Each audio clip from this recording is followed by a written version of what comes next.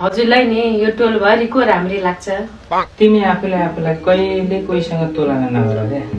तिमी मेरो लागि बेस्ट थियो, बेस्ट छौ, बेस्ट रहन्छौ। खै छोरा मान्छे त रूप मात्रै हेर्छन् रे।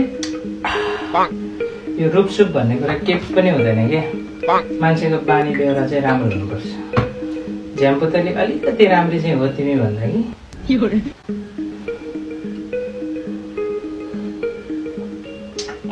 नहाल्न के भयो नखाने। यो छोरा मान्छेहरूले रक्सी धेर खाएपछि साँचो बोल्न थाल्छन् क्या। साँचो बोल्ने त हो नि हजुर। यस्तो इमान्दार होइसिन्छ, सज्जन होइसिन्छ।